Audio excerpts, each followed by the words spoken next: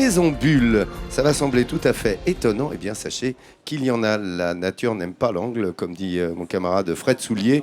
Et tu voulais me parler de la maison bulle. Et oui, vous avez, vous avez certainement vu des images du fameux palais Bulle de Pierre Cardin qui est installé ici sur la Côte d'Azur. Mais c'est sans doute la plus célèbre des maisons Bulle en France. Mais il y en a d'autres, juste à côté de Vence, du côté de Tourette-sur-Loup, créées également par l'architecte spécialiste de l'habitat Antti Lovag. Alors, je vous propose une rencontre avec une personnalité hors du commun. Nous rentrons dans un univers arrondi parce que la nature n'aime pas les angles droits. Et voilà. Allez, visite de sa maison Bulle, la première du genre devenue sa résidence atelier.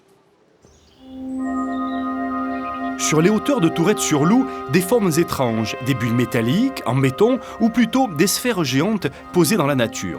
Nous sommes dans l'univers arrondi de l'architecte spécialiste de l'habitat Antti Lovag.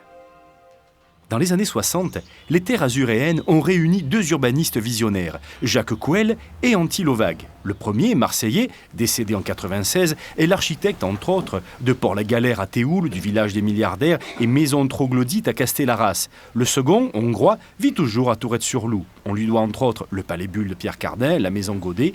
Il se définit comme habitologue. Alors Jacques Couel avait une phrase caractéristique, c'était « La ligne droite et le fil à plomb sont une hérésie contre nature ». Et il avait une autre phrase que je trouve assez belle, c'est « La ligne droite est là pour faire chanter la courbe ». Donc c'était vraiment un homme de la courbe. Antti Lovag est un homme de la sphère, de la bulle, bien que je pense qu'il n'aime pas tellement ce mot.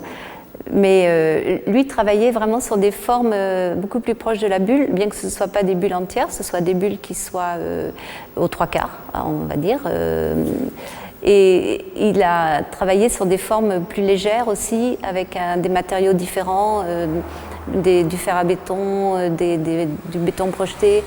Antti Lovag est un éternel anticonformiste, humaniste pour qui l'essentiel est l'harmonie, la réconciliation de l'homme et de la nature dans l'habitat. Un habitat enveloppe, sans contrainte angulaire, organique, tout en rondeur et douceur, parce que la nature ne connaît pas l'angle droit. Orthogonal, les carrés, ça n'existe pas dans la nature.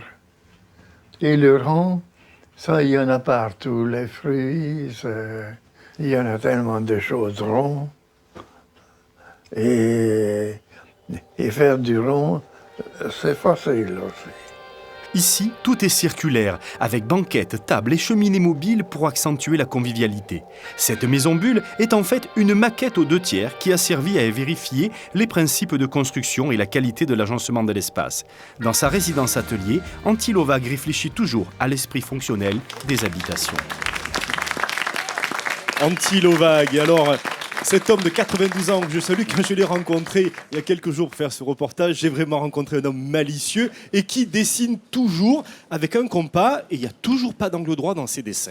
Toujours pas. Voilà. C'est dit, c'est un personnage tout à fait intéressant, Ah oui. merci. Pour Ça le doit patrimoine être étrange, bâti, hein. c'est génial. Il a inspiré énormément d'architectes et d'habitologues, comme il dit lui-même. D'habitologue, voilà. Il crée un néologisme autour de ses habitats.